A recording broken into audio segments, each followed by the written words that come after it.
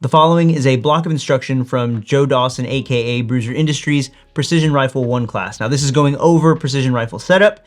Now if you have taken Joe's course before and you think blocks of instruction like this that you can view ahead of time so that you can have more time on range, if you think that would be beneficial or more videos like this would be beneficial, leave in the comments down below.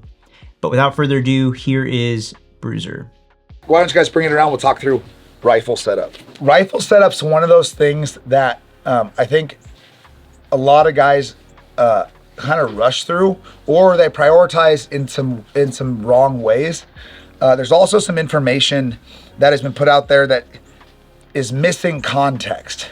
And some of this is personal preference, but, I want to kind of explain some reasons why some of these concepts exist. So kind of like yesterday, we talked through the flow of, we made the decision to shoot a bolt action rifle, okay? We made the decision to shoot MIL versus MOA, okay? We learned all the science behind it. We talked about internal, external, terminal ballistics, okay? We talked through a whole bunch of stuff yesterday. Now we have the gun, we have the scope that we purchased in whatever unit of measurement we wanted to buy it in, preferably MIL. And then now we got to go, okay, how do I get this on here and then zero it and make it consistent with all these dials and knobs so I can shoot downrange? Okay, so where you are starting in this is going to be your length of pull. Length of pull is the distance between the back of the buttstock and the front blade of the trigger. Okay, and that distance is based off of quite a few things. Now, I had a long conversation with Scott Peterson about this because kind of the historical context that some people are missing in some of the videos they're doing about length of pull. And so everybody's kind of seen that trick, right? The trick, I love that word, where you're going to start your length of pull by breaking your shoulder at 90 degrees. You're going to run the buttstock out until it's contacting your bicep, okay? Guys will go, well, when do we ever interact with a gun that way? I go, never.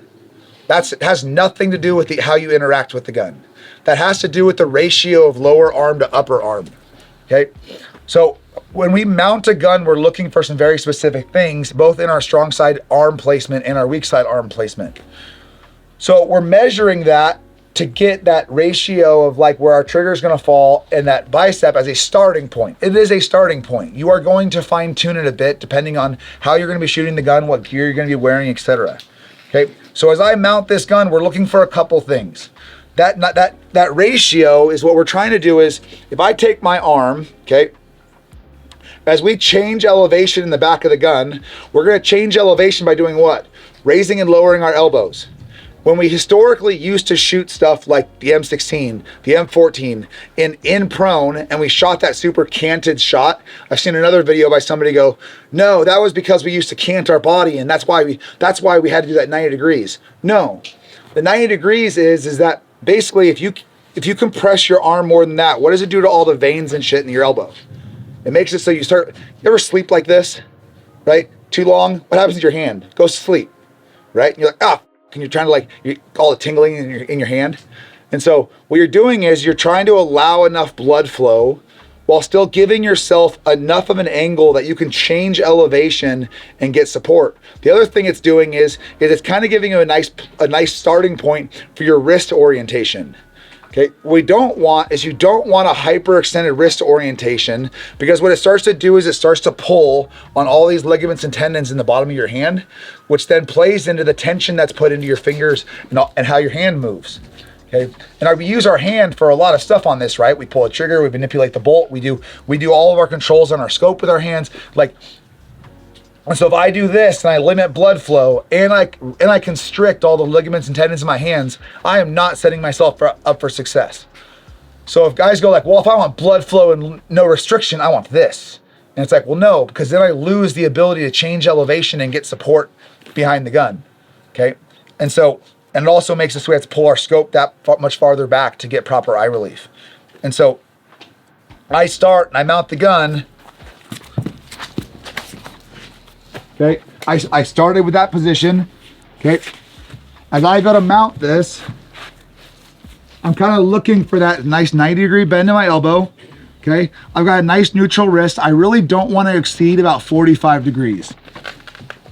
Okay, if I start to exceed 45 degrees, I really want to start addressing kind of how that that length of pull is set. So if I've got a nice 45-degree wrist angle, okay, and it's also placing my trigger finger in proper placement, okay. Now what is proper placement on the trigger? That's a very subjective answer, okay. So how many guys have heard, and I was taught this way in the schoolhouse too, how many guys have heard that you want to put the face of the trigger right there in the fat part of your trigger finger, right? That's it, right? Like, no, that's it, right in the middle, nice and flat. It's gonna make it so you isolate this, it's good. It's not necessarily for everybody. And it really has a lot to do with your length of pull setting and the size of your grip and where it's putting your hand in orientation to the trigger. And also what I found is, you guys ever tried to do a squat on a Bosu ball? That ball that's at a gym that's got the bottom cut off of it? What happens when you try to do a squat on it on one of those balls, right? Okay, yeah, the whole way down your legs are firing. Why? Because you're trying to do on a spongy, rounded surface, you are trying to get straight and regular pressure. It's really hard. So now your finger is the Bosu ball. The trigger is your legs. So you're trying to get straight and neutral pressure to the rear on a really fat, meaty part of your finger. But if I'm doing a squat on a Bosu ball and I put my hand against the wall, okay, how much easier is it and how much less alternating pressures do I have in my feet? So what I find, especially on ARs, I run the trigger the same way. I tend to run that trigger right up, not trigger on the joint. I run the trigger up against the joint because it gives me a stop, and it consistently places the face of the trigger over some meat on my finger, but I put my hand on the wall. And for me, if my length of pull is set properly, basically what it does is it isolates one joint, okay? You guys will see as I grip this gun, if you guys look at my trigger finger on my AI, I can take my finger and I can lay it across both joints of this down to that one. I'm at the wall right now on my finger, on my trigger, okay? So I've got a 90-degree bend, even if I wrap my hand, 90-degree bend on this joint, that joint. So you guys ever see like a trigger weight puller, right? What shape is it? It's an L.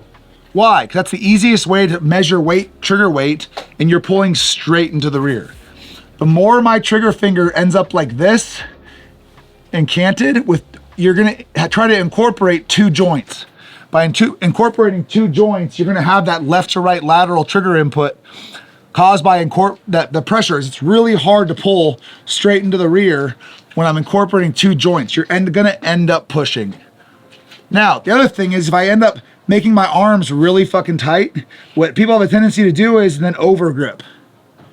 And now I'm past that joint, and now I don't have an ability to really lever on it, and I end up pushing on the side of the trigger, okay? Or they over grip, but then they try to hyperextend their finger back, and now they're pushing on the side of the trigger because they're trying to... I want this bone right here to be parallel with the axis of the rifle, because now I can isolate. If I push this bone out and try to pull, because I've over gripped, I'm gonna end up putting lateral input into the face of the trigger. Now, is that stop for me gonna be the same for all of you? We all have different size hands. Length of pull is gonna determine a lot of that, but I want you guys to try to give it a try, and what you're really looking for is that's a stop for me, but I'm more worried about the orientation of your trigger finger, and you're trying to isolate that one joint. Having this be parallel to the axis of the rifle, you've got a nice 90-degree bend in your elbow, and your wrist isn't extended or hyperextended past 45 degrees. Okay? And you guys can feel it. I mean, it's kind of like, hey, no, but if you take your wrist and you go 45 degrees and kind of wiggle your fingers, you don't really have a whole lot of tension in your ligaments. You've got a pretty free trigger, but if you hyperextend your wrist and start moving your fingers, you're gonna feel that added tension that just hyperextending your hand starts adding to the dexterity in your fingers. And so guys will go like, well, no, but I really like to be really tight on the barricade. And it's like, dude, you're gonna have a lot of added tension into your hand. And so, yeah, on a bolt gun that has like a 9-ounce trigger, you might not have any issues. But if you start going and running like we did with scope carbine, and you really add a lot of added tension, and then you ask yourself, or at the stage, the engagement sequence, whatever, asks you to then run that gun fast, you're gonna find a lot of added tension, and it leads to stuff like trigger freeze and that kind of thing, okay? So once we set our length of pull, now we can put everything else on the gun, okay? Now, what other things might adjust my length of pull, okay? So if I'm a hunter and every fall I hunt in Colorado and I'm setting up my 7 rem mag I hunt elk with, okay? Do you guys think you're gonna hunt in board shorts and a tank top? No. You guys might hunt like that, right? Or that. Now, you think that added jacket, sweater, backpack straps, you think those things are gonna add or subtract from your length of pull? 100%. These guys, okay, what do you think they might deploy in? Body armor. Okay, do you think that might add or subtract from length of pull? 100%. And so I watch a lot of guys, especially law enforcement snipers or hunters, they buy a brand new gun, GA Precision, whatever. They get on the gun, they set it up. They set it up in like July, August. Why? Because they're prepping for fall. Or you guys go to a range and it's an admin range. You guys are out hanging out. Everybody's got their team shirts on. Everything's in the truck. They all set up their guns. And then you put on kit and then push that eye box really far out. Every time everybody's really searching because they don't adjust their length of pull. Okay. So that's a starting point. But you guys are alter and adjust based off kind of all those things we talked about. But like I said, that when you were, somebody will go, well, that was because we used to cant behind the rifle when we shot high power or the Marine Corps qual or whatever. No, the principles they were looking for is the same. The reason they canted is because they shot an M16 or an M1A, okay? It's a big, long, heavy gun, and they didn't have that, a bipod, okay? So how did you get support on the front of the gun? Your hand. You're using a sling, you're offsetting your body, you are giving up recoil management to gain support on the front of the rifle. That wasn't didn't have anything to do with the fact that they were setting it this way to gain the same things with their wrist, trigger finger placement, support. And actually they need support kind of more than we do because they're getting the gun on their elbow. But they gave up one thing, one of our fundamentals, to gain a couple other, or they gave up to gain. So once we do that, we start mounting our scope. We already talked about mil versus MOA and that kind of stuff. And we talked about, I talked a little bit about magnification. What a lot of guys do is they tend to over magnify.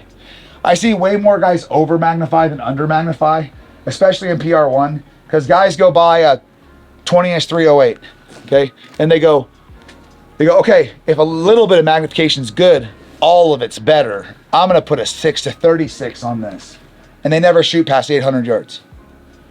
Like, and I guess I know, Scott Peterson really likes his 6-36.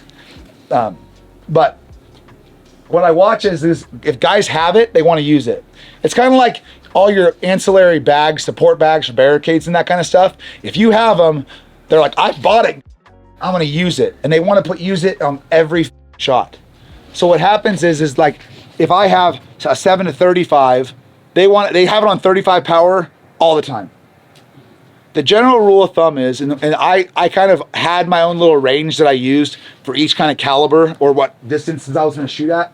What I kind of stole this from Ridgeline. Ridgeline uses a number, I kind of modified it. And they say 2 times the distance you wanna shoot is kind of your starting magnification range. Like I say 1.5 to 2 times. Because I think 2 times, so what I mean by that is if I wanna shoot 500 yards, I probably want a magnification range that's in the 7 to 10 power range. If that's my 80% solution. 1,000 yards, 15 to 20 power. You can have more, depending on target size, what you need to do, how much you need to see. If I was shooting really small dots or F class or whatever, maybe and I'm not having to move, the targets aren't moving, maybe more magnification would be great. The thing is, especially as we shoot first focal plane, okay, what happens is as we change magnification, what does our reticle do? It gets bigger and smaller. And so if I have a 6-36, but I usually need about 10 or 12 power, that reticle is insanely small. Instead of buying like a 4-16, where now I'm at like 70 to 80% of magnification, where that reticle is small enough where it's not overly thick, but it's not so small that I have a really hard time reading the numbers. So I tend to buy a scope based around, if I know I like in PRS, I live between 15 and 18 power. So if I live between 15 and 18, I want that to be between 70 and 80% of max mag. Not max mag, I want that to be between 70 and 80%, because I don't like most scopes at max magnification in first focal plane because the lines are going to be so thick. And so if I want 18 power, I want about a 25 power scope, because that way when I back off, I kind of make those subtensions a little more fine. I gain a little bit of field of view, but I have it if I want it. And scopes are getting better, and we can get stuff that's like a 6 to 36 or whatever, and they're really usable at like 25 to 20 power, but that's kind of the general rule of thumb. So once we decide what magnification we want, and we talked about first versus second focal plane. We didn't do this in class. So if I have, how your scope's made up is this is an aluminum housing with an aluminum tube inside of it, okay? And then your magnification is actually adjustable lenses right here. So if I think of your adjustment lenses like a magnifying glass. If I take a magnifying glass and I go like this, and I put a ruler between my eye and the magnifying glass, and I go like this on the range, is that gonna change the ruler at all? No, it's gonna change the image of what I'm looking at. Welcome to second focal plane. So this is the first focal plane, this is the magnification, this is your second focal plane. So your reticle is behind the magnification adjustment. Now, I take that ruler and I put it on the other side and I go like this, okay? Is that ruler gonna get bigger or smaller with everything I'm looking at downrange? Yes, that's first focal plane, okay? Now, LPVOs that are like 1 to 6, 1 to 4, etc. Do I see a reason for first focal plane? No. Because how do you use them? You tend to use them like a red dot or a red dot magnifier, or you're cranked all the way to max mag. Second focal plane, the subtensions only work at max mag. What you can do is you can put up, like, how many inches did I say at 100 yards is a mil? 3.6. So if I put 7.2 inches up there, how much is that? 2 mils. So what you can do is as I back out the magnification on a second focal plane scope, I can actually, the image is gonna get the same size, or the reticle is gonna stay the same size. What's the image gonna do? Get smaller, okay? So if I make 2 mils fit inside 1 mil, okay, that's your true half power. Now, if I have a 22 power scope, is that necessarily gonna be at 11 exactly? No, which is why we check that, and then you paint marker your turret. Now what you do is if it gets half the size, you have to double all your holds. Okay? So that way you can still use it if you really wanted to. We had to do that with the second focal plane night forces. But second focal plane is not ideal. Is it something that's used a lot in law enforcement? Yes. Here's the reason why law enforcement uses it. Their average engagement distance is what? 50 yards. Okay, what are they using magnification for? PID, burning into a room. Like, I'm on the hood of a car in a well-lit area, and I'm staring into a dark apartment, a dark house, through the living room, into the kitchen. If I don't have magnification, you know what that door looks like? Black. If I throw magnification on it, now not only do I see through the living room, but I see into the kitchen, and I see that guy's holding a knife, a gun, a TV remote, a fire poker, whatever it is. Okay, I can possibly read his mouth as he talks on the phone. I can, whatever. And then as the assault team's coming up, what can I do? I can back out. What are they doing? They're dialing, because they have one engagement at one distance. Okay, they back out, they gain that field of view. But what happens is if I backed out on first focal plane, what does my reticle do? It becomes a fishing line. And now I'm back in front of that dark door. And so why law enforcement uses that, and I don't disagree, I don't have a counter argument, is that as they back out, their reticle stays nice and crisp and thick. And so now in that low light condition, they can actually use the reticle still. But guys will go like, well, but then shooting at 300 or 400 yards, or if I'm like a rural county sheriff, I'm a state PD guy, I work for DEA, and most of my job is like grove clearances. And most of my engagements are now, not engagements, but like I'm in support of guys moving through a grove and it's 0 to 500. That's a vastly different use case. And so the whole like, oh no, all law enforcement needs second focal plane, I think it's bullshit. Houston PD, when most, and they're all in town, yeah, it makes sense. Miami, whatever. But like, if you're in New York and you do overwatches on Central Park, like, I don't know. It might be something to think about. So second versus first focal plane. In competition world of like PRS and stuff, there is no reason you should be second focal plane. None, zero, not whatsoever. Now, they actually make what's called dual focal plane now. March Scopes makes a scope called that's dual focal plane. So what they did is they put the duplex reticle on the second focal plane, and then they put all their subtensions on the first focal plane. And so as you zoom down, the center crosshair doesn't change size, and so it doesn't get super narrow, but all your subtensions adjust. And so I've seen them a couple times in class. I need to buy one. I'm really interested to see, because I think that kind of fixes a lot of problems, but for people like law enforcement, because now you guys still have that thick reticle, especially if you're dialing, but you have all your subtensions are going to still be there if you want to use them and you do holds. So they make a 2.5 to 15 and a couple other things. Anyways, another thing to think about, and I think March is the only one doing it, but I might be wrong. So first versus second focal plane. Now, I decide to buy what magnification I want. Okay, I decide I want first versus second focal plane. Now I got to mount it to my gun. Okay, we're all shooting bolt guns in general, except for Kevin. So historically, when I first started shooting PRS, everybody had scope rings. Like everybody. Like it wasn't the land of Uni-mounts. Uni-mounts kind of came about with AR-15s or AR-10s.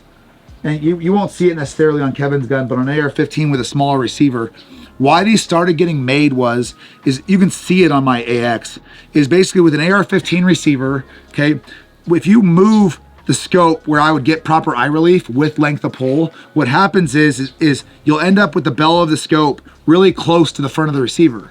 And so that front ring will start pushing onto this forward pick rail.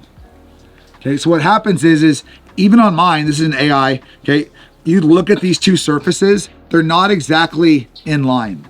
So if I mount two rings on there, the ring surfaces that the scope mounts in are gonna sit like this. So what happens is if I try to mount a scope on two unequal surfaces, you create hot spots. And now you put your rings on top, you try to torque them down on an aluminum body. How hard is it to squeeze an aluminum can? You know what I mean? So now you're creating these hot spots and you're putting torque to them. You can create a lot of binding and issues inside your scope. Okay? And so what they did is that scope companies came up with cantilever mounts, which then allowed them to make the bottom surface, and they push those surfaces forward so you can get that front ring over the rail, but it's not on the rail. And then they machine them at the same time. And so they're cut even like this. And so you mount the scope in it, you can get that scope farther forward on the receiver without having to worry about being on two unequal surfaces. But what they figured out was that's a really easy and modular way to mount scopes. The rings don't loosen up as much, especially when you take scopes on and off a lot, and they don't start to do this. And you have something that ends up being something that is, if I want to bounce scopes from one way or another, I can add Cant into the system, okay, on the gun if I wanted to. And so we have on bolt action rifles, we tend to have the Cant. What I mean by that is mechanical Cant in the pick rail itself. So when we zero, we have trajectory leaving, okay? We talked about this on the board yesterday. What are we doing with our scope to make to zero? We're dialing the turret down. We're dialing the reticle down to elevate the barrel to make our 0 point of convergence. So if the higher I make this, what do I have to do more of? I have to dial more to overcome the height of my optic. So on something like an old Remington 700, or let's see if we have one. See on his, he's got a pretty high scope, but when they don't have like a solid rail over the barrel, historically old match rifles, they used to try to get the scope as low as possible to the top of the barrel. And so your optic height wasn't as high. Well, now with all these modular rails, and they look more like an AR-15, that surgeon's that way, this AI, I mean, most of these guns are. What happens is you've pushed the scope up. And so you're actually using up internal travel inside the scope to try to converge that. So that means you're gonna hit a point where I wanna dial to 900 yards or 1,000 yards, and your scope's gonna bottom out. Well, what happens is if I add cant, so if I mechanically start canted 20 MOA, I've now gained 6 or 7 mils of more travel in my scope because I've done that mechanically and not internally. Okay, so you've gained movement inside your scope. Now, why have people said that you don't necessarily want to have cant sometimes? One, night vision devices. So historically what happened is you'd put night vision device in front, and if it wasn't perfectly centered, what would happen is then you cant it, and you're staring at the bottom of the image. And that's the least clear portion of the screen that you're looking at. It's really key that if you're going to run a lot of night vision, that you get the right height to collimate or co-align your scope with the night vision device. But really, as far as like different parts of the screen, if you're centered up on this actually, it's 20 MOA all the way across, so it wouldn't matter anyways, and a lot of these new ones are. But like his probably isn't. So he's got probably 20 MOA in the base, but it looks like he's got a pretty flat rail. So am I really gonna worry about if I have it on the same height, 20 MOA of cant? No. With modern night vision devices, it's just not a thing. And so, but I would highly encourage you to make sure at least you buy the right height to be centered up in the image of your night vision device. So, if that being said, if you have 20 MOA in the pick rail, this is a 0 MOA scope mount. If I have a 0 MOA pick rail, I'm gonna buy a 20 MOA scope mount. Okay, there's really no downside, and it's gonna give you more travel, especially in a gun like this that we're using for long range. So guys will go like, well, if 20 MOA is good, 40 MOA is better. Why not 60? I want that scope to do a backflip. Like, no. You'll see guys with really extreme cants on like 22s, they shoot really far, or ELR guns. But like, we kind of have this like generally accepted cant that works with inside the distances that we see for like short action calibers. So PRS, NRL Hunter, dude, you guys are good with 20 MOA. Like on some of the bigger guns, like the big AIs and stuff, you might see 30 MOA bases for like 300 Normas and stuff. But other than that, 20 MOA, you guys are gonna be fine. So I'm not saying that you guys can't run regular rings. I'm just saying, just like he's got rings. I'm just saying that like that's why these started becoming a thing, and it just ended up figure out the amount of modularity you want and what fits your use case. So obviously we can get things like diving boards and integrated bubble levels and that kind of stuff on these. So once I figure out what I'm gonna mount it in, what I tend to do is I tend to put the scope in here. I wanna start with trying to get the scope body as centered in the rings as possible. It's a giant lever, right? And so, especially if you're gonna be and grab the scope bell and move it around all the time, okay, I'm absolutely putting this on YouTube. I hate that. What happens is I wanna try to make it so I don't have this too far forward, and what happens is you create a lever. So the farther you put that out, if I put shear forces out here, I run it into a barricade or something, you're creating more tension at these places where it's contacting the scope rings. This is an aluminum body, okay? And they're not as thick as you think. And you can create a lot of issues, and I've watched a lot of scopes die on the range. So I'm trying to make it so it's centered up as much as possible, so that way I don't have this unneeded pressure creating issues that needlessly. Now, what other things are going to affect that? Things like diving boards, okay, bubble levels might move your scope a little bit, and that's fine. But what I'll do is I'll put it in there, I soft mount it. So what I mean by that is I'll put the rings on, I kind of I tighten them all, I get it. Now I'm gonna start playing with eye relief. Eye relief is the distance between the ocular lens and your eye. Okay, we got the ocular lens and objective lens. Objective lens gathers light. Ocular lens, what you look through, okay? I'm gonna put this on here, and I'm gonna go to max mag. Okay, why do I go to max mag? Because your eye box is gonna be as tight as it's gonna be. The further you back that magnification out, you're gonna find a much more forgiving eye box. But right now, what I'm trying to do is I'm gonna put this on here very lightly. I'm gonna lay behind the gun, proned out, max magnification. Okay, what I'm gonna do is I'm gonna find the eye box. Okay, so I'm gonna move that scope until that image is gonna go. Okay, I'm gonna go, it's really blurry, clear, okay, blurry, clear, blurry. Okay, what I want to do is I want to find where I'm in the farthest forward portion of that eye box as possible. Okay, what I mean by that is if I go like, okay, I go, okay, clear, and I go, okay, nope, right before it starts, I want to be right there.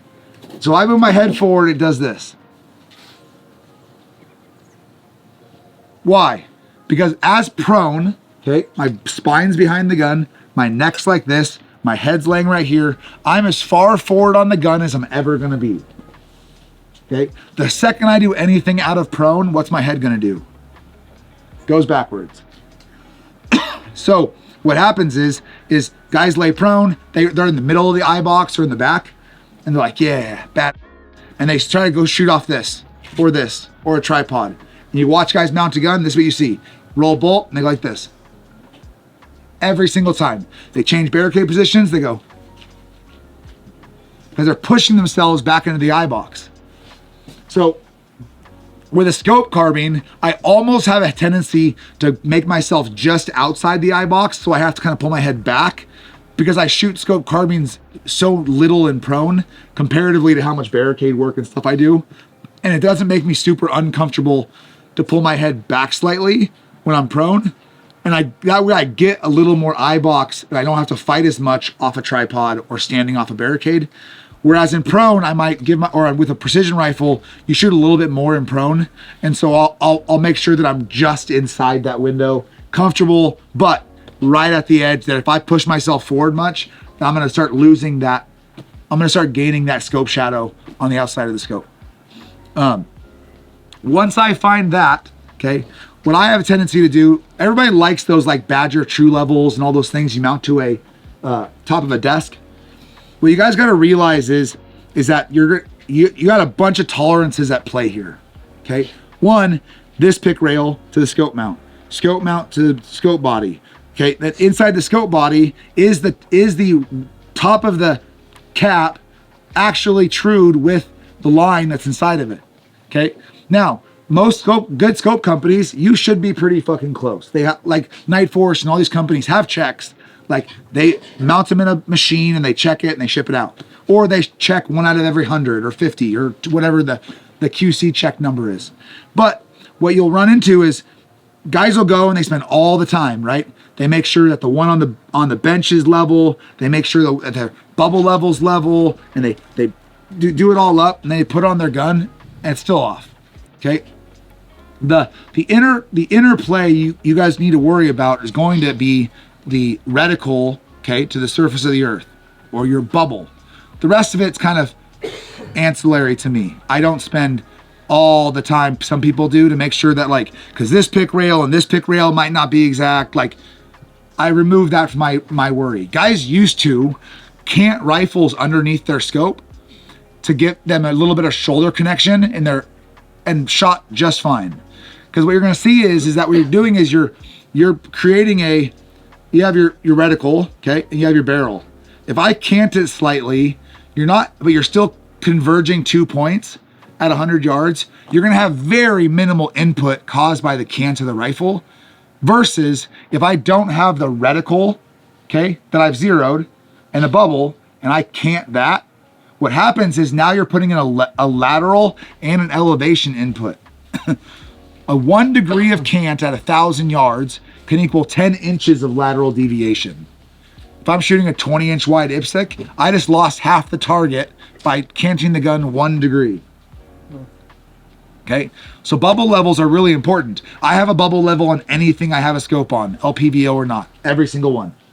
They have a bubble. Dude, they're like 35 to 70 bucks and they're small as shit. If that, half an ounce is gonna make it so you can't carry your gun, I don't know, man. Go play golf. So bubble levels are really important. So we've soft mounted the scope. We found our eye relief. Okay. Now we're kind of trying to figure this out. What I tend to do is once I figure out eye relief, I'll throw a bubble level on the rail, bubble level on this, make sure those are good, tighten them down. Make sure to check your torque settings. What I do on this, I don't necessarily tend to grease it all the time, but what you do want to do is push it as far forward on the pick rail as it'll go. Sometimes I'll have a little bit of forward to back movement. What happens in a recoil is the scope's going to want to stay in place and the gun's going to want to do this. So you want that to be pressed up against that front rail, okay? And then, kind of like anything, like tightening the lugs on a car, you kind of make sure they all, you know, snug. Don't run all the way in and torque it. You're going to end up kind of creating some binding on the screws, okay? Kind of go through all of them so they all kind of sit. And then they should have an order. Like I think spurs are numbered like 1, 2, 3, 4. And that's the order in which you tighten them. And then follow torque specs. And then up here, on the ZCOs, something to know with the spur mounts is there's actually, the ZCOs have a really thin scope body. And so they actually have a specific way you tighten spur mounts. So you run one side until it actually touches. So you do one side and then the other side is where the gap is. So they have a solid set and they clamp this way.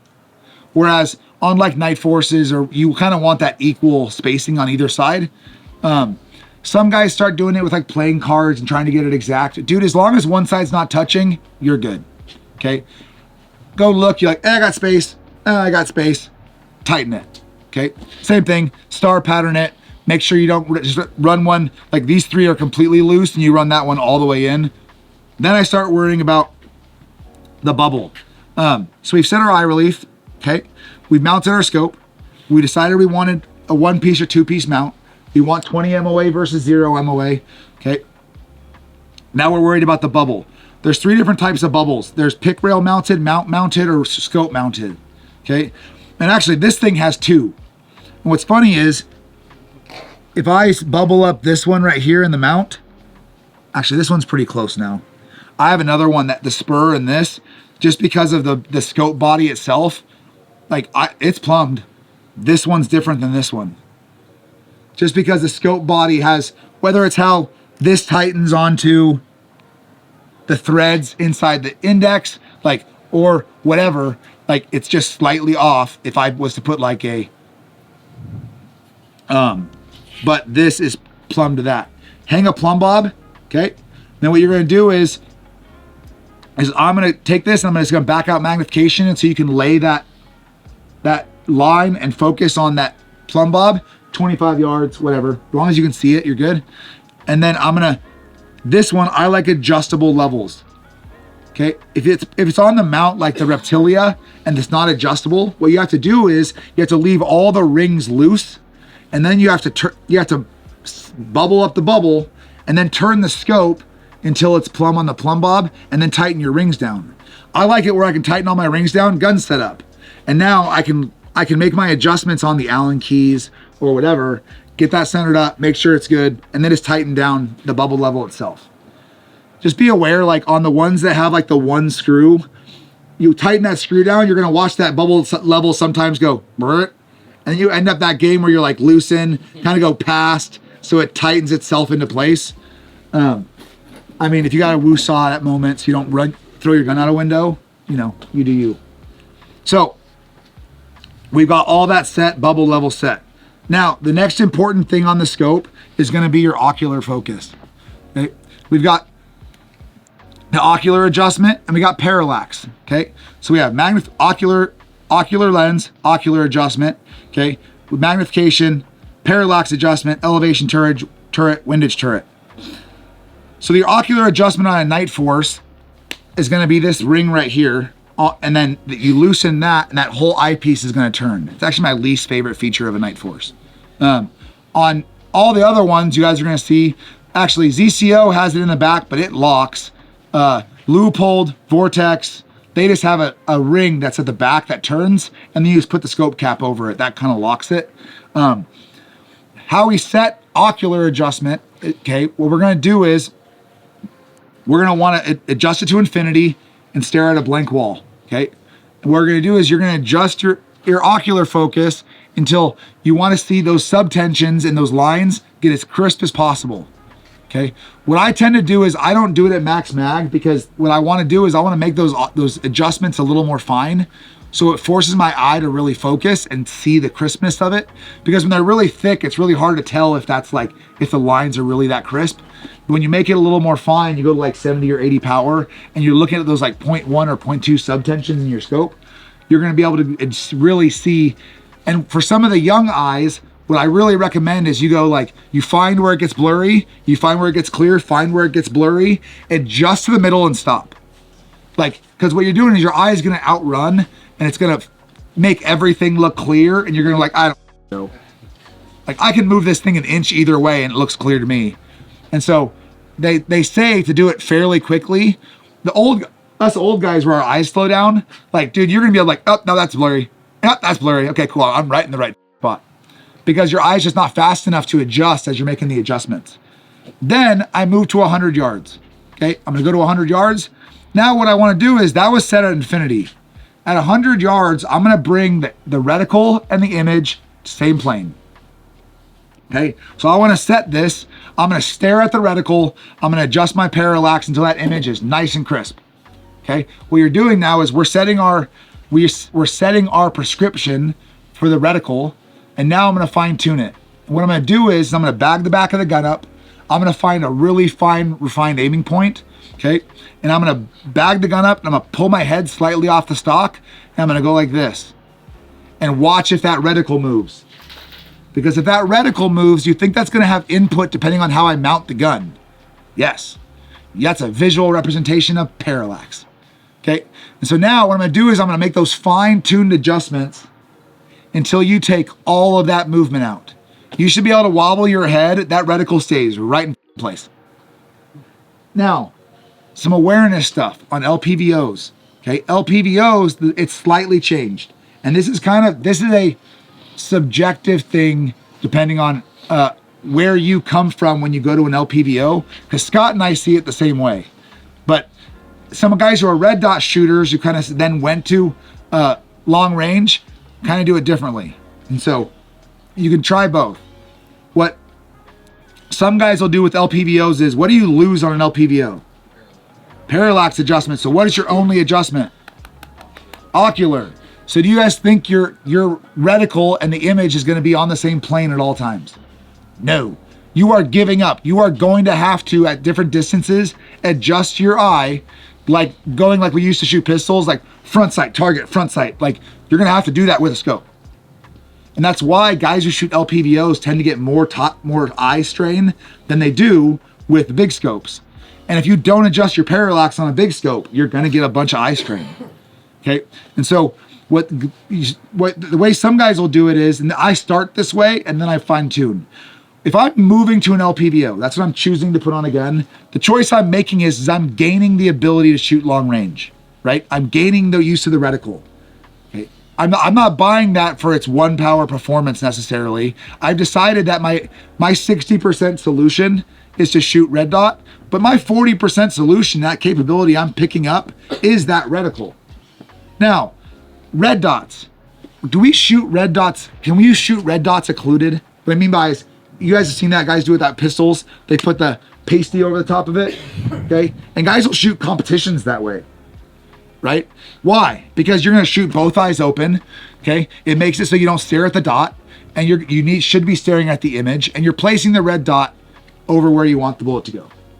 Now, on a LPVO, what some guys will do is they'll adjust it down to 1 power, and they're gonna adjust their ocular focus until it's as close to a true 1 power as possible, okay? That's where I start, that's where some guys finish, okay? And they want that to be as close to perfect as possible. I think that's a pretty good bulk adjustment. What I do then is I do the exact same thing I did with the other gun, is I go to 100 yards, okay? I can't adjust parallax, so I just go to 100 yards, and then I'm gonna bag the gun up, and I make that fine tune adjustment to try to get any unnecessary wobble out of the reticle as I can. Because the thing is, if I'm running that like a red dot, I'll take some fisheye. I'll take a little bit of that because I'm looking through it anyways. I'm putting the red dot where I want it. But what I don't want to do is I don't want to have a bunch of excess parallax I'm fighting when I shoot 500 yards. Because that's why guys go like, oh, my gun shoots for shit. I'm like, dude, you're fighting parallax like a son of a bitch. Because you should be able to put a fucking stick pasty over the front of that thing if you wanted to run it like a red dot, just like you can any other one. And so I'll take a little bit of lack of clarity, fisheye, whatever, for that performance at high power. But again, that's a subjective thing. You guys do your use case. Once you guys do that, on the night forces, I highly encourage you guys paint marker them, okay? I tend to go through and this up, and I'll demo for a lot of classes, like law enforcement classes. I'll pull the scope off and loosen everything up and set it up in front. We are pressed for time today, so I'm not gonna set up my scope. The other thing you guys can do is once you do that, is take a little bit of black electrical tape, and you guys can put a strip of electrical tape over the lock clamp itself, and that'll make it so it doesn't needlessly come miss out of a light or out of adjustment, because night forces love to do that because you have to grab that to move the magnification, and they end up going over spinning it, and then you spin it and you spin your ocular, and you're like, ocular adjustment. And we're gonna check that here later today. Now, when we're setting up our profile, I'm gonna talk through this one more time, so we don't, if this is a 1.5 scope ring, that is not our optic height. Okay? I see this a lot with red dot shooters who come to like LPVO classes, is they go like, oh, my optic height's like 1.5. Like, no, it's not. Like, no, this is a 1.5 Badger, or this is a 1.5 whatever. And I go, it's not. Your optic height is from the center of the bore to the center of the optic, okay? You don't need to get, like I said the other day, I think with these guys, I said you don't need to get like a case and put like a tritium butt plug in it and then like take a caliper and measure exactly down to the 4th decimal point what your optic height is. Get a ruler, use measure on your phone, like use your like Write in the Rain notebook that's got a ruler in it. Use your Leatherman, okay? Just measure from the center of the bore. As long as you're like 2.5, 2.75, 2.25, you're good, okay? That's optic height. Okay, moving forward from this, once I kind of set that stuff, that's when I kind of worry about this. I kind of force my cheek weld for comb adjustment. Comb adjustment, it's kind of like setting your natural point of aim. So what you guys are gonna do is just get on there and make sure that when you open your eye, you don't have any scope shadow and you got a nice clear picture. If you guys can kind of take indications that if I go like this and I start seeing scope shadow, you're gonna need to drop the riser. If you gotta kind of start going low, you'll see the scope shadow creep in, and you kind of raise your riser. If you feel like you have to be like, huh, to make the gun fit, don't, like, these are adjustable for a reason. Like on an AI, I can actually change how it mounts to my shoulder. I don't, but I can. Now, moving forward from there, single versus two-stage trigger. A lot of this is going to be subjective. We already talked about 60 versus 90-degree bolt throws. Moving forward from there, Arca Rails. Okay, Arca was developed by a company called Arca Swiss in the 90s for camera mounting equipment. They used it for like high-end video production, and then right about 2014, 15. It kind of started coming into the precision rifle world. Mike Hanel, with Really Right Stuff, was an ex-Marine sniper. He's not dead. He's the president of the Really Right Stuff SOAR. Kind of started bringing it in and pushing those to military law enforcement. The old tripods we used to have were the lever lock kind of places, and they wore out and they sucked, and they were made for like 10-pound cameras. And so they really started coming in, and what they did was the tripods came online, and then Arca came online, and then guys started realizing that if they put Arca on the bottom of their gun, that allowed them to clamp into the tripod without like hog saddles, pig saddles, and all those other things that I had to carry now. And it also gave me the ability to do stuff like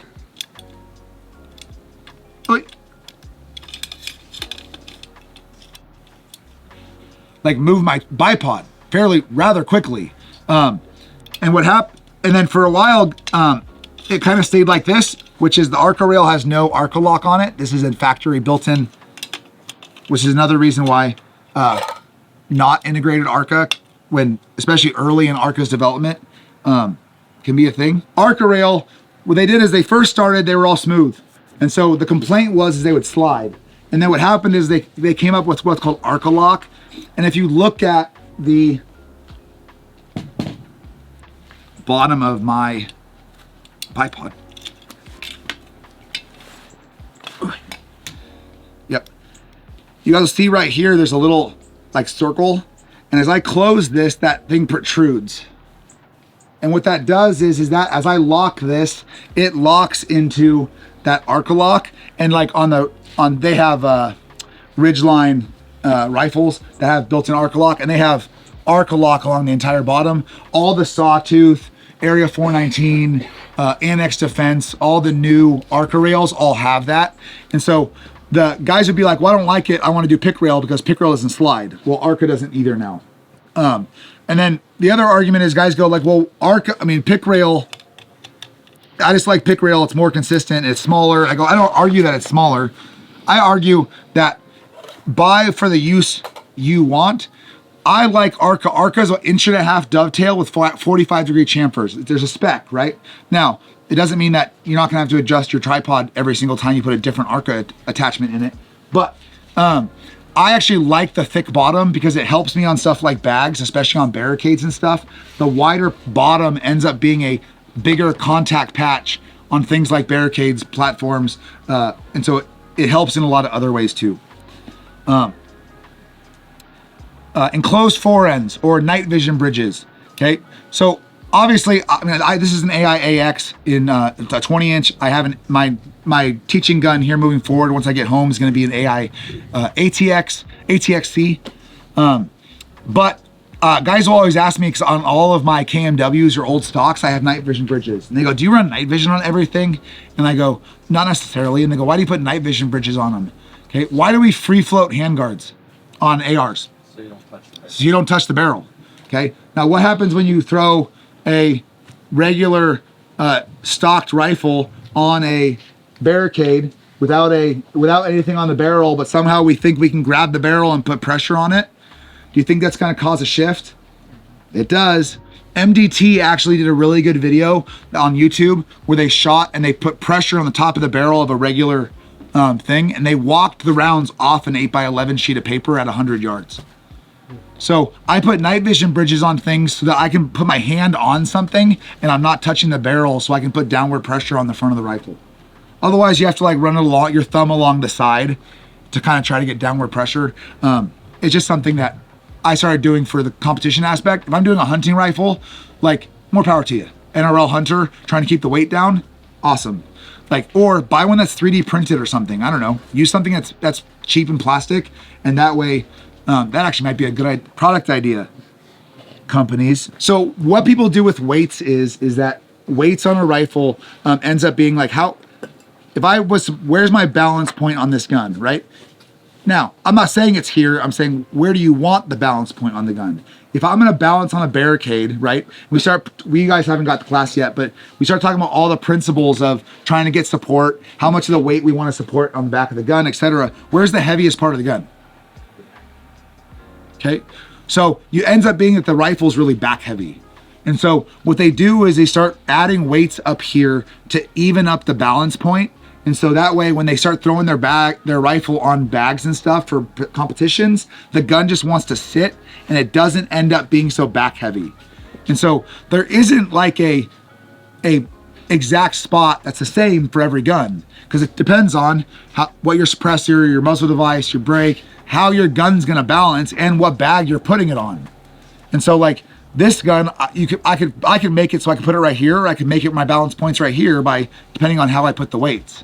And so it really comes down to you kind of doing that testing on barricades or a ladder or something, where I set the gun there and I kind of see how it sits on a bag, and then kind of soft mounting the weights and making it so, and like Jimmy talked about this when we were talking about it, we'll talk about it in a few hours, of like how you come into a bag, how that gun likes to sit, and adjusting the weight so it sits as you mount positions in a way that's repeatable and you like. And it also has to do with a little bit about recoil management and felt recoil, but it's more about how the gun's gonna sit in all these different positions. And you can try things off like when you push and pull off of a VTAC or you shoot off of an unstable chair, where are you putting those bags and how do you want that weight to kind of distribute itself? Does that make sense? Okay. Now, other kind of ancillary equipment on here. I shoot a very nice rifle. This is an AI. It's a really nice gun. I own an Aero Solace. I own a TL3. I own a Seekins SP10, or not SP10. I do own an SP10, but a Seekins hit. Guys, you don't necessarily need something that's like an $8,000 rifle. We talked about our 80% use case a bunch yesterday. I watch a lot of guys really stress out because of precision rifle and the cost of it, perceived cost of entry caused by Instagram. Like he mentioned, he goes, dude, I'm sick of like throwing money at it because it's stuff I think I need when I don't know what I need yet. And so, highly encourage you guys. You guys already have gear, but don't like push your friends into, stuff just because that's what you own. Because they might be on a different journey than you. So best recommendation. Moving forward from there, we talked about suppressors at length yesterday. This is a KGM R30, great can. They make an R30K, an R65K. I run a bunch of Diligent Defense, Ableco, bolt gun suppressors. I've got some Dead Air of their new 3D printed cans. There's lots of different ways. Thunder Beasts are great cans. I'm gonna not say something and put it on YouTube, and then they're gonna get pissed off that I didn't say whatever can they bought. Any justification for buying? Buy whatever you want. Ominous. Okay. Now, other things on here that I have: bipods. I say this in other classes. There is no good plastic bipod. Yes, I said it. There's no good plastic bipod. Okay. I'm like talking to you guys and all future students. There isn't yet. As of 2025, okay? The cheapest bipod I'll tell you to buy is a Harris. The Harris does some things good that some people really like, and more power to you, find your use case. The Harris bipod speed deploys. Depending on which one you get, where the buttons are, they either like spring closed or they spring open. You guys kind of got to figure out which one you like best. They also have different ways that they close. Going up from the Harris, some guys never go up from the Harris, just like it's worked forever. More power to you. What it doesn't do is some stuff that I actually use a lot, which is stuff like 45-degree cants. It also doesn't do stuff like you can't pull on a Harris. Well, you can turn it around, not in the middle of a stage without losing a bunch of time. So I like that stuff like the Atlas, the MDT, the Thunder Beast. You can push and pull on it and you get 45 degrees out of it. The Atlas Cal is probably my next recommended bipod, which we don't have one. I have one in the truck. It's basically like these Atlas PSRs or these V8s, but some guys don't like the panning feature on them. I don't necessarily either. I've never used it. And I tend to buy the wrench or the adjustment tool. I think Annex Defense makes one. A couple of people do. That you literally mount on the bottom and it has a screw and it gives you a lever to crank that thing so it doesn't pan. They also make Victor Co. and a couple other companies make tools that you can put on there so you can really get some tension on it. So you don't like have it want to cant underneath your gun. The Atlas Cal doesn't cant. It's a great bipod. But it also doesn't speed deploy. So you go, Harris is like 150 to whatever bucks. Atlas is like 200 to 300 bucks. You go up from there, you go to a Thunder Beast. Thunder Beast is about 500 bucks. I don't have the price sheet in front of me, and they're gonna be like, it's gonna be like 2 years from now, and somebody's gonna be like, it's $600. Sorry. So what I like about these though is that they speed deploy and they can go to 45 degrees. So what's nice is I can close this and I don't have to push any buttons. It just opens up. But if I want to go to 45 degrees, I still can. They're actually really user friendly. The other thing is that it still has fast opening, kind of like the Harris does. And it has the changeable feet. So I could use different feet on the bottom of it if I want to. So it's kind of like all the benefits of a Harris and benefits of an Atlas, but it costs as much as both of them combined. So it's my favorite like general use bipod right now. Going up from there, you got stuff like MDT. I like the MDT single pulls. They have some things I don't like, that like the adjustment knob up here is really hard to get tight. You kind of have to get a fucking screwdriver and like really tension on it to get that sucker tight.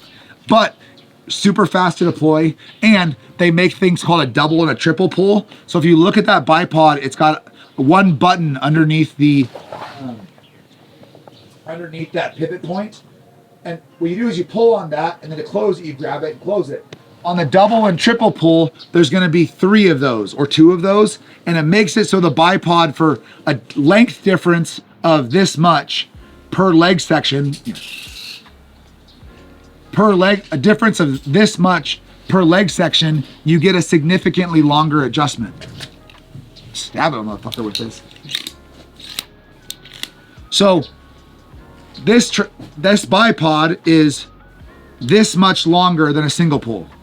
So whatever, 3 inches. But a single pull will only go that long. A double pull will go that long. Triple pull. Okay? But now we go $150 for Harris, $250 for an Atlas, $500 for this. These start at about $800 and they go to about $1,300. Yeah. Some other things that this does that's cool. They adjust. They got some. These are the PRS manufacturing enhanced buttons. They also, the nice thing about these is that they can do this. That also makes it nice. So even though they might be a little longer, like we had somebody having a hell of a time because he had like a whatever 7 to 9 inch Harris the other day, or the longer one, not the short one, 9 to 13 or whatever. You couldn't make it any shorter. With these, you can make it go really wide. And so even though the legs are a little bit longer, it's still usable in lower positions. You just need a little bit more wider profile. But again, they're expensive. And I have a triple pull, 2 double pulls, and a single pull. So welcome to $4,000 in bipods. Sling attachment points. So we'll talk about sling use when we get on barricades. Highly encourage you guys to get sling attachment points on both sides of the gun. I like them as far out as I can get them. Up here, I actually tend to tell guys that you kind of want to get it even with or behind your bipod. If you're going to run your bipod a little bit farther back, because what you're going to do is the sling's going to end up kind of hindering your ability to adjust that. I also highly encourage you guys, unless you have a steel reinforced sling attachment point, to buy one or use a sacrificial one. Because if you're using a QD mount on a sling, what's that made out of? Steel, okay? Or aluminum, some of them, but most of them are steel. What are your rails made out of? Aluminum. So if you constantly put a steel mount in an aluminum rail and you're putting a bunch of pressure and tension on it, eventually what you're gonna do is one's gonna give, and it's gonna be the softer one. And so you're gonna wallow out or open up the QD mount in your rail itself. So like he's got one built in, but that rail is aluminum. So like I would actually take and buy a secondary one, and I have people ask me all the time because I've got one behind one that's in the stock, and they're like, why? And I go, because that's $35 and this is $250. So you look at the guys with the AR rail, they used to have it built in, now they have that insert. Yeah, and so Suns does it too, I think. And they basically have threaded in steel inserts that are then replaceable. And the steel one, I've never seen a steel one actually wallow out. I will say, be careful with your QDs. QDs are something people don't, they always go like, my QD falls out all the time. I go, it's because you don't oil your QD. So how those things work is there's ball detents with a spring. And so what happens is that gets rusty or a bunch of dust and shit in it, and the balls won't return. Kind of like when it gets cold outside, you got to remind them to come out. Okay. So what happens is you put a drop of oil on there and push the button a bunch and kind of stay on top of that. You shouldn't have any problems with your QDs. If you do like most people do and you like walk around in the rain and the snow and you shoot a match, we clean this. We don't do to our sling. And then you put the sling back on the gun and you're like, my QD sucks. Like, well, dude, you need to like take care of that. Drop a little piece of oil on it, push the button a few times, kind of let it work into the spring.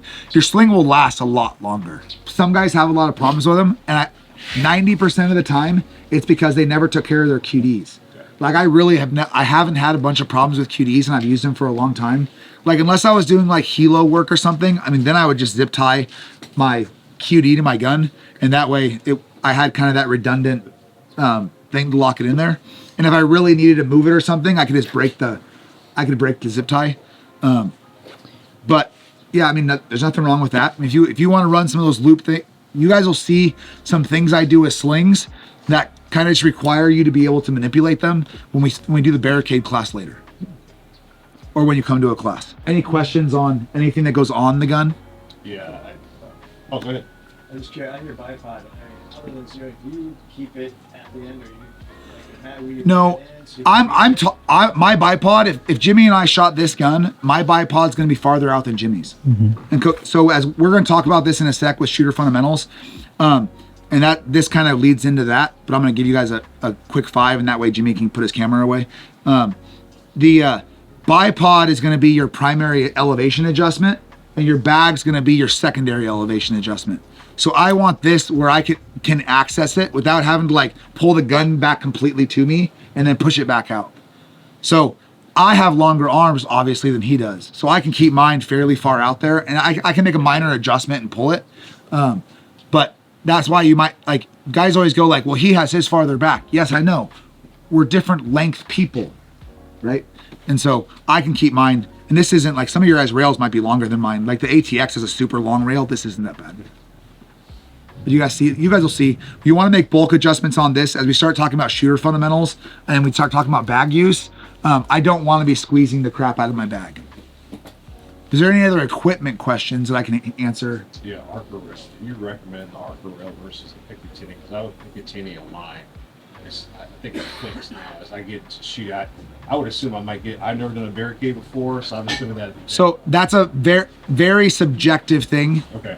And like Precore and those guys really like their pick rails. That's why they came up with their pick rail slider that does very similar things to Arca. The one thing I will say is Arca's not going away, and so I think it's a great thing that exists. I think it's good for a lot of guns that you might have, like an old Knight's Armament or something that has pick rail. That's what you have. You can't take it off the gun. I wouldn't add Arca Rail to pick rail, but in the way of putting it on something that's M-lock, it's very subjective and it's your personal preference. I prefer Arca because when I start shooting off barricades, I get a wider contact patch, and it allows me to then mount it into, like, my tripod does Arca and pick, but it just makes it so that all of my things I use are all in the same. My scope is Arca. My tripod is Arca. My gun is Arca. So it's just. Can you expound on why you don't want to put an Arca on a picture? It just makes the gun really tall. Okay. But something like that, I mean, but the thing is, like, if you're working with a lot of other people that have Arca Rail, it's either they all change or you adapt. You know what I mean? So that's not a bad thing. It just makes your gun really tall. Yeah, I agree. If you found the video helpful, or if you're interested in learning more from Joe, go check out Bruiser Industries. I will link him down in the description. If you have questions for Joe, leave them down in the description. Also check out his Patreon, where he answers a lot of questions for future and past students. And if there's more content you want to see with Bruiser, let me know. Leave it in the comments down below. Wait, what do I say after that? And as always, thank you guys for following along. Make sure to like, subscribe, crunch up that bell so you get notified every time I upload a video, and I will see you guys in the next one.